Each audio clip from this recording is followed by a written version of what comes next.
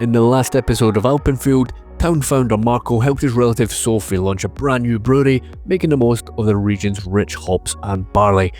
With the fields flourishing, Marco saw an opportunity. Why keep their goods local when they can expand? Determined to establish a trade route, he set his sights on Grindelhof, a growing town across the lake. But building a connection wouldn't be easy.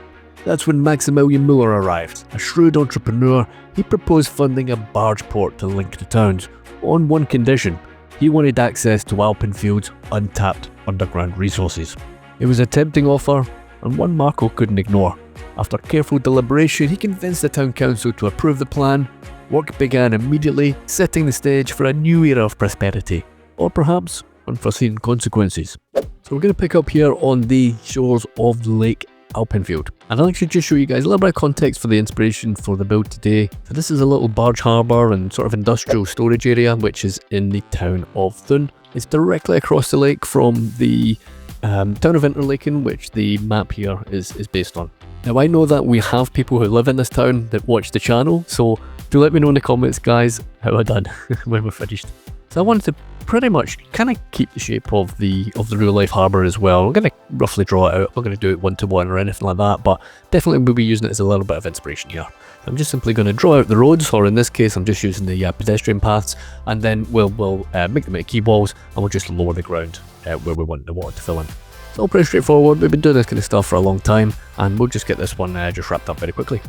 Now, as per usual, we'll get the area cleared off, get rid of all the trees so we can see really what we're working on. And one thing I would maybe say to you guys is I am using the paths here, and the idea of what I'm looking to do is to try and make it look a little bit different by the water's edge. I'm going to be using the paths to begin with, and then I'm going to be mostly kind of tracing around it with roads, and then that'll give us an opportunity to try and use some decals and use some surfaces, and as I say, just kind of create sort of lanes almost, if you like, by the water. We'll have the path, then we'll have a little grass strip which we're going to fill in, and then we're going to have the kind of roads around it. And when we don't have the roads, we're just going to be using some buildings, and the buildings potentially might be functional, might not be functional, or in a little bit of a mix, and we can sort of balance functionality with aesthetics, I guess is the best way of doing it. So I wasn't really happy with the position in there. I do want the docks a little bit closer together, so just used move it there, and we just shift over. So one thing I would say is that if you are making your own, it can be a little bit difficult if you're just using paths, simply because they're quite thin and the terraforming around here might not quite be perfect. But as I said, not too bothered, as long as I've got a nice sharp edge down towards the water. It's pretty much all I'm looking for. We are going to be filling in the gaps later on. So Cloverpie's done a really nice job with this little interchange here. That said, I do want people coming in, and I want the trade routes being able to kind of get easy access to the towns that we're going to build, both the existing one and the towns to come. So I'm going to convert this into a full sort of Y-type interchange, and we're just going to do a quick conversion. And again, nothing too much to it. We're only going to need 2 ramps, one direct, obviously we just done there. Then we're going to pull this other one over, and we'll drag it. And what I'm looking to do is just get the angles first. We'll bring that one down, move it. That's looking pretty good. And then we'll chop off the bit at the end. And then once we're happy with that curve, we'll just complete it, and we'll see where we need to bring it in to complete the actual interchange itself. A little bit of a nubbin there. Upgrade the road, give the extra lane. We'll delete the little nubbin, and then we'll just do a nice direct one. And that was pretty straightforward. Let's just extend that, and then we can have a look and see how it's gonna kind of blend in with the rest of the build. And I think that's looking really elegant, to be honest with you. That's a beautiful little interchange, super straightforward, and we've got plenty more functionality and directionality on the go there. Lovely. Now the very first big asset that we're going to add here is going to be the ground earth industrial specialist one, and that might come as a bit of surprise to our poor Marco. Perhaps he didn't quite understand what he was getting himself into. So our new character, Mr. Muller, is very much going to make the most of his opportunity here. So as we go around the development, I'm going to kind of pick and choose various different assets that are really just going to fit the best here, and I want plenty of storage space. Whether or not it's functional is another story, but we're going to hook it up to the roads regardless. A little bit later on in the video, we're going to be using plenty of props anyway, and it will look the part. As I said earlier, I'm pretty much going to trace around most of the docks themselves with roads. I definitely want to get a little bit of variation with the various assets. So we'll use the ore ones, we'll use industrial storage, and I want to insert some manufacturing in here as well. So usually the first thing that the city will need is manufacturing facilities, and it's going to be really important that we have that in. I really wanted to make a big feature out of our signature asset here, so I'm going to create a huge warehouse and we're going to interlink it with, I think that's one of the airport add-on assets if I remember correctly. We'll create the impression that they're all adjoining and they're all part of one big complex. Again, more facilities or more storage and an extra little wing here, and that looks like a pretty decent stab, a realistic industrial complex, I reckon. Now on the real life one, we've got a nice row of additional smaller buildings pretty much right up against the water, and I do want to recreate that here as well. And to feed into our big signature asset, I want to create a very modest stone mine here just at the harbour's edge as well. I can't imagine this thing generating a huge amount of traffic. Of course, we have the processing facility right next door, and let's bring that one right up to the road. Now one nice little feature, I am going to use move it here, and I'm going to have a elevated conveyor belt going from one facility to the next. Again, this is in the real life inspiration one, and this is I think this is a conveyor belt asset. You just sling them together with the line tool, and as I said, we'll just use move it to shift everything in place. Now it will need an extra asset here for it to make sense. We don't want it floating in mid-air, and I think that looks pretty sweet. That's nice little feature, isn't it? Definitely unique. I reckon we're going to need plenty of parking around here as well, and I'm going to make use of the newer ones that were introduced a patch or two ago. We're going to use the gravel ones. It will give us some nice opportunities to kind of detail it as well, rather than the standard stone ones. We've got a nice little gap filler with that asset there as well, and we'll keep that functional. And let's add some cranes. Again, you kind of need these, wouldn't you, to shift goods and whatnot. So I do want to sink them in the ground a little bit. They are a little bit tall. And throughout here, I want to have some assets, and I really wanted them right up against the water. So I kind of shifted them right there, up in a line. They look pretty nice. And again, you can see goods just being ported directly from the waterside. Now, sadly, I did spend a reasonable wee bit of time just shifting these into place, and we got a few nice assets to complement each other here as well. We don't necessarily have to use the same ones, but once we had these in, unfortunately, they are just a little bit too close to the water, and if we kept them here, which you'll see in just a minute, it will come up with an error message, and eventually the water will destroy them. So I'll maybe have a look and see if I can find a mod that will prevent that happening, but it is what it is, sadly, and we did have to make a few little adjustments once these were all in place. So to wrap up the initial stage of the first part of the build, I am going to add some more warehousing here, and super versatile asset this one as well. I actually quite like the green in this one. I am going to recolor quite a bit, but I think I'm going to keep this green one up here, and again, we just sling them all together, give them a little bit of an overlap, and it fills a nice gap. At this point, I did think long and hard about whether I want to extend out the industrial area and really sort of reach out into that water with these types of assets. I think in the end, keeping it sort of smaller scale is probably the right choice here. It's quite a narrow strip of land, and I think we've got some real opportunity here to get some really interesting areas up by the coast. So I'm going to limit the industry, and I'm going to keep it to the left of the river here. Now in this build, me and Cloverpie have come to the agreement that we're pretty much only going to use assets that people can get on PDX mods. That said, we made one exception, and we're going to be using Static Noises decals pack as well. I think the variety or diversity of the decals and surfaces that we get in that pack is just a little bit too good to ignore.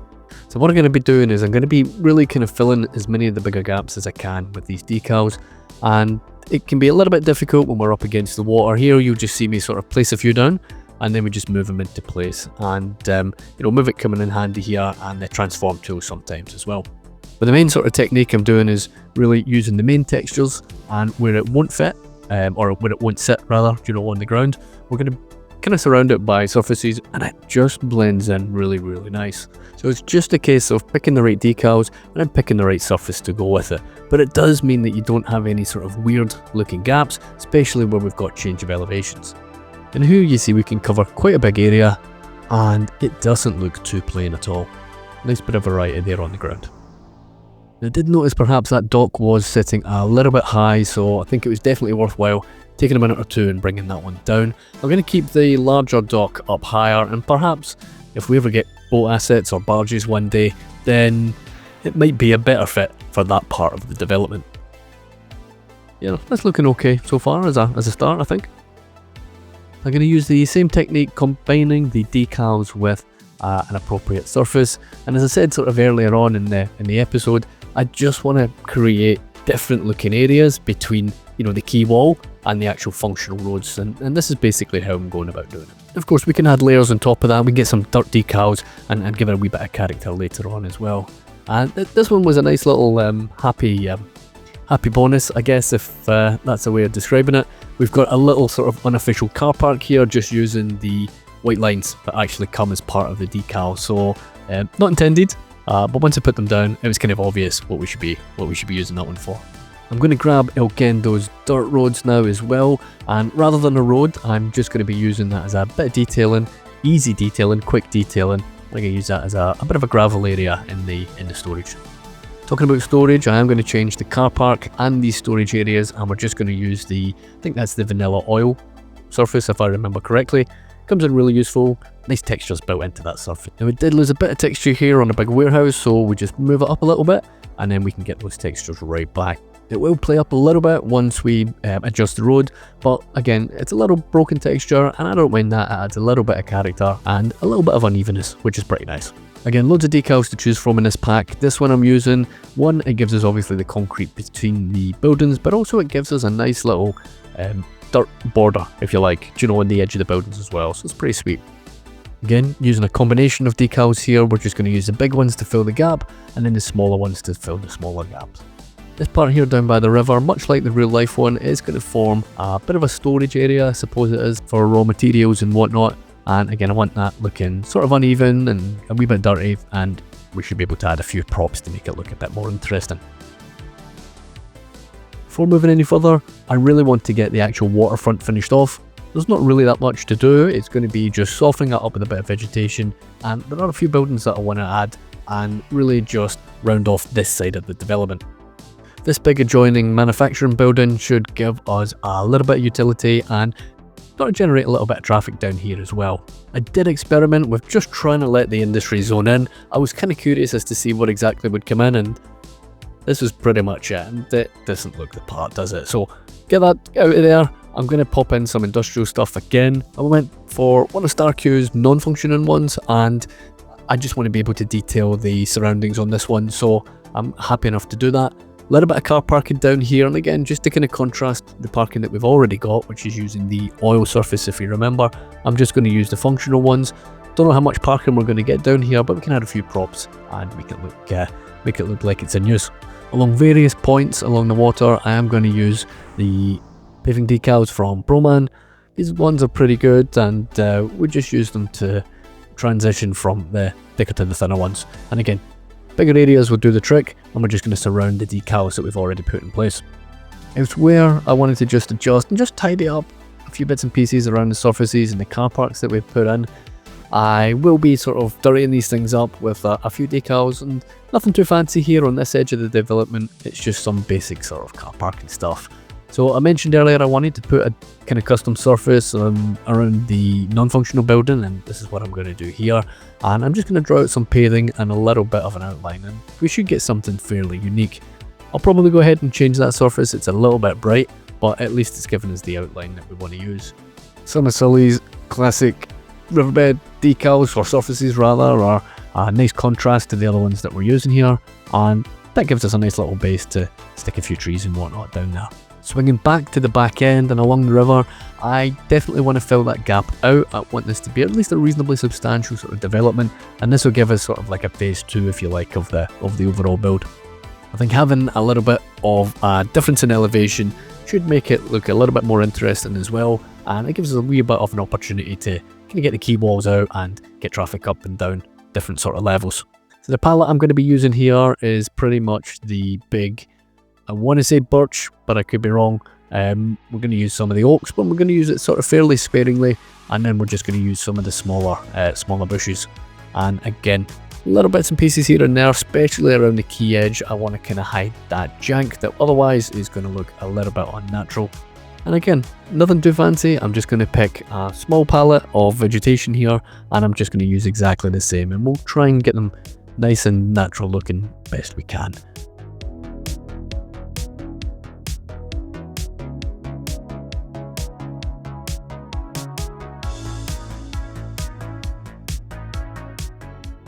So from a vegetation point of view, I think that's looking pretty decent. It's very, very similar to the real life one that we're kind of getting our inspiration from, which is really cool. I think along the motorway or the highway or whatever you want to call it, again, same palette of vegetation, and we're just going to get a little bit of a natural barrier, and it should make it a little bit of a more pleasant experience for any Sims that are travelling in and out of the town.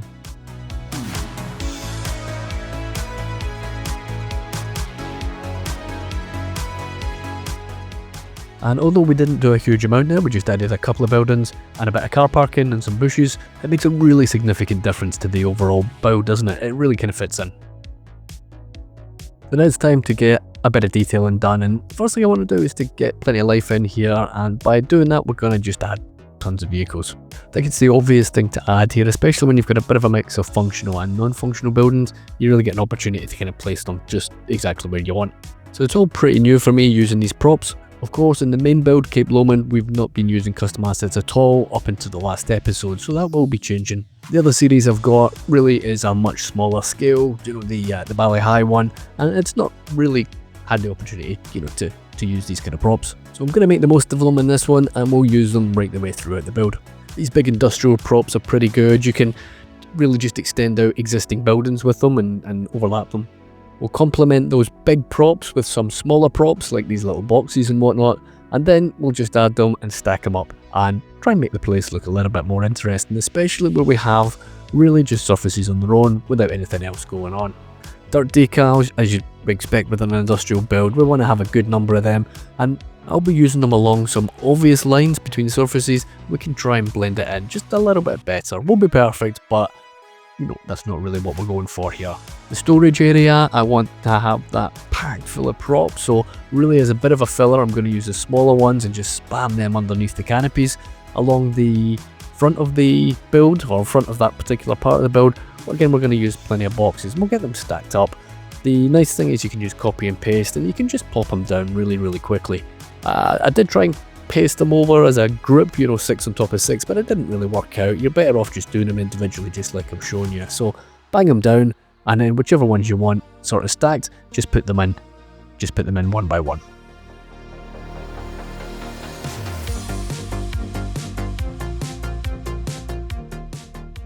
I think doing it that way individually does create a little bit more interest visually, and you get different shadows and different heights, and it just looks a little bit less uniform. Now I don't want people crashing into these big cranes, so let's put out some barriers here, and it's a nice wee bit of detail, and a nice little bit of colour we can throw into the scene as well.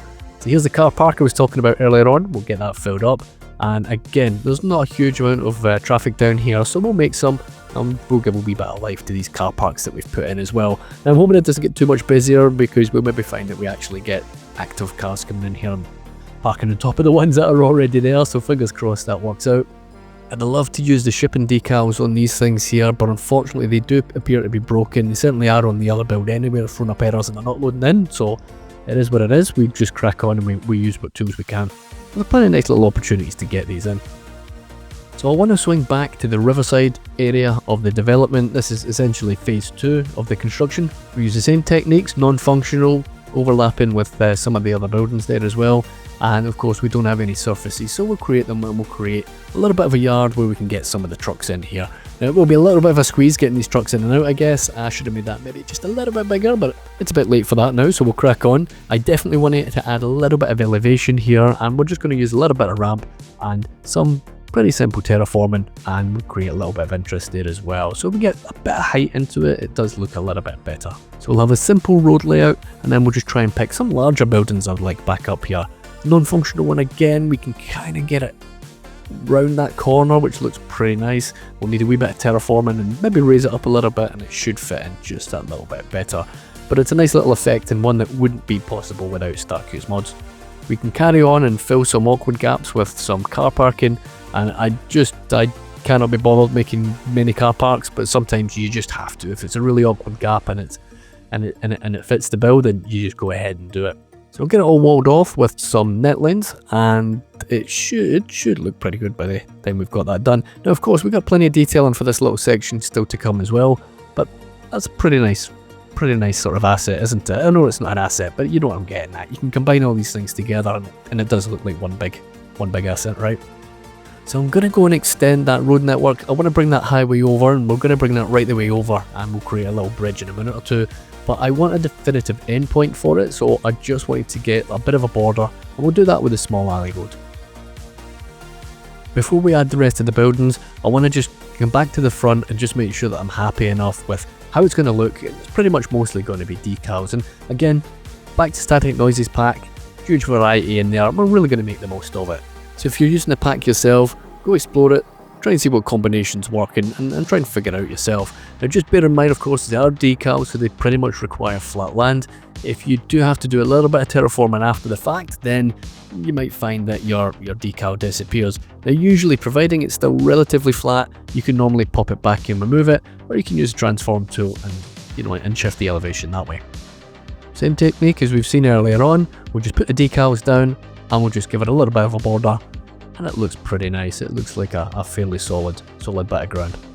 So we may as well just add a few little props here with the vehicles and the fences, and then we can kind of move on and do the bit behind. Now I really like the look of the big warehouse. This is one of the cargo terminal ones, and really I'd like to squeeze both of them in there, and that's exactly what I ended up doing. So I got rid of the road, and we'll redo the border that I wanted to not extend past, but I think it makes sense. It kind of brings the development a little bit closer up to the river, and it's going to give us some really nice detailing opportunities in just a second as well. So before we get to the detailing, let's make it make sense, and we'll put some roads in here that folks would access, especially around the back. We want to do a little bit of access, but these big buildings have got multiple doors, access doors, and you would expect tons of trucks to be lining up here and depositing or picking up goods. So this is exactly what we're going to be using them for. We'll get this gap filled and just make sure we're happy enough with the placement of these things. Those chimneys will absolutely go. We'll get rid of them in just a minute. And again, just to fill some gaps, we'll get a few more props in there. And while I was at it, I thought we may as well get a bit done down the front as well. Pretty happy with the way it's looking at the back. Again, plenty to be done in terms of decal surfaces and props, but we'll get to that, as I say, in just a minute. Now I do want a bit of a variety here, and I'm just going to use just as many as I can, and we'll have it relatively uniformish. You would expect these things to be packed fairly tightly, and that's exactly how it appears on the real life one as well. If you check out the map, I'll leave the link for the real life one below if you guys want to have a proper close look as well. Now if you guys have got any ideas for this series or any of the other series that we have on the channel, jump on the Discord, give me a wee shout and let me know. I've got a channel that's actually dedicated, for people's ideas and suggestions. I won't always be able to get in, it might not necessarily fit on the build, but the more ideas the better, and I'm always up for listening. So if you want to get involved in the conversation, jump in, and while you're at it, show us what you're building as well. I do enjoy very, very much seeing what everybody's up to. We've got some banger builds on the go on Discord as well. So, don't be a stranger. Jump in, say hello. Now, here's what I had in mind for these big buildings. I wanted to get these truck stops or truck spaces, parking spaces, whatever you want to call them, done here. Nice wee bit of detail, and it does kind of bring that big non-functional building to life. So we're just going to use some of the decals that have been kicking about for a long time, the parking ones. And I can't remember if these are part of a pack or part of the base game. I need to have a little look, because I do like to give credit, when I'm using mods. And if I remember or find out by the time I'm editing the video properly, I will give them a shout out.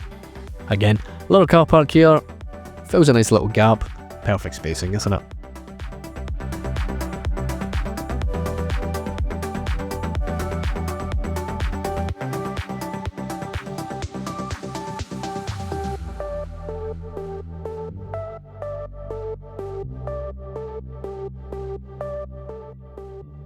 Now another mod I've been brutally underutilising is Sully's Tyres and Decals mod. I've had this one for so long and I've not actually used it, I don't think, so I've been pretty much sleeping on it. What a difference it does make really to these to these types of industrial surfaces, especially where you'd expect high volume traffic as well. I think I can probably do a better job of it. In fairness, it's looking a little plain at some points, but again, just a wee bit more dark decals I think was all needed there. But yeah, definitely I need to be using them 100% more. Now again, another awkward little space, and we can just fill this with props as well. So we're going to be using some of the containers, little portaloo there as well, and then we'll stick on a few more stacks, which always looks pretty nice. So I want to get some of the main prop detailing at this point. The final part of the video, which will be upcoming in just a second, is pretty much going to be a bit of a detail and time lapse, but it's really the stuff that makes it look weathered, and it makes it look, it gives it that realistic feel. The final few cars and the final few props are looking pretty good, and I don't want to go overboard with it, but I do want to get enough to at least give a bit of interest and break up those surfaces and maybe break up those decals. The vegetation, again, I'm going to use exactly the same stuff that we used on the other part of the build there on the left hand side. It's going to be the oaks, it's going to be that small bush, and it's going to be the, I can't remember whatever it is. Is it the spruce, the pine? I can't remember. It's the pointed one anyway, but I want to use it the same. I want to be nice and consistent. Now, I think it can be quite easy just to kind of go over the top and just blanket coverage them all. So I want to try and space them out a wee bit, and then we just try and create little layers, so we want the taller ones, then we kind of want the smaller ones underneath it, and it just breaks up the monotony of the initial one and gives that extra little bit of interest and a little bit of colour, of course, as well. Some basic surface work just to kind of cover that up, and once them surfaces are in, we'll kind of go back over a little bit at the end, and we'll just try and cover up where we have some obvious lines. So it's kind of like the beach one, that we've done, but rather than using decals to cover it up, I'm just going to use the vegetation. Lovely, that's looking alright. So we've got all the big bits done. Obviously, layout is sorted, all the buildings are in, surfaces, decals, all that kind of stuff is pretty much done, especially for the groundwork in particular I'm talking about. We've got a final bit of detailing to do, and this is the stuff that really sort of binds the whole thing together. So I'm going to add plenty of rubble here, and we're going to add a good bit of vegetation into the remaining gaps that we have about the development. It will need lots of weathering on the buildings, and crucially we're going to get the final recolouring done, and that's really going to give this whole place its distinctive look. And I'm really going for a weathered, faded, sort of red colour that we see in there, just exactly as we see in the real life one. And don't forget, guys, if you want to have a closer look at the build or you want to support the channel, best way to do it is through Patreon. Memberships are open. There's various levels of membership, but ultimately they all give the same benefits. The different tiers are just a way that people can go over and above if they choose to do so. I just want to give a huge thank you to the legends that support on Patreon already, or indeed through YouTube memberships. Some of you guys have been there for over 8 months now, you know who you are, and we've got a good few members who joined this month as well, so thank you very much, guys.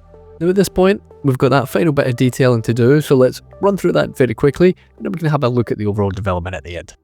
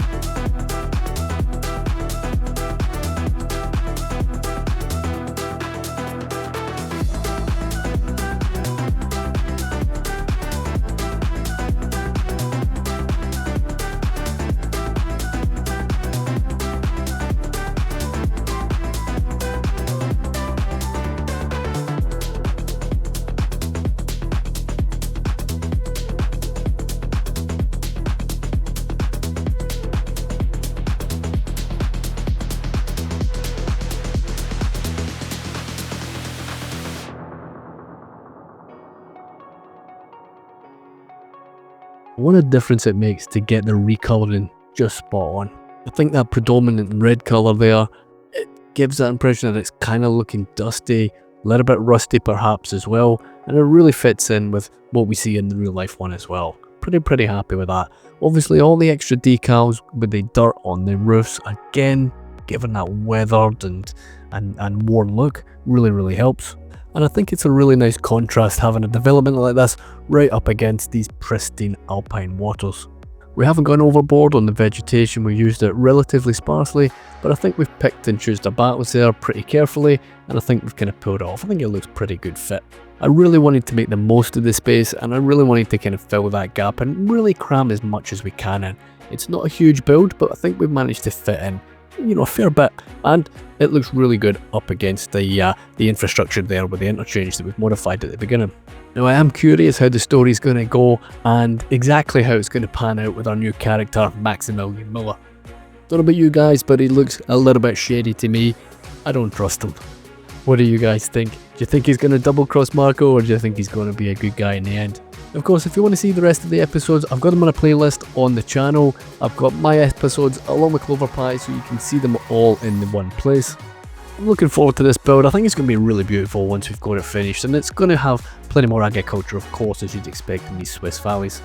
Remember, if you've enjoyed it or learned something new, got any value from it, don't forget to hit a like, it really does help. And that's it. I'm going to leave you guys now. Have a good one, take care of yourselves, and I'll see you in the next one.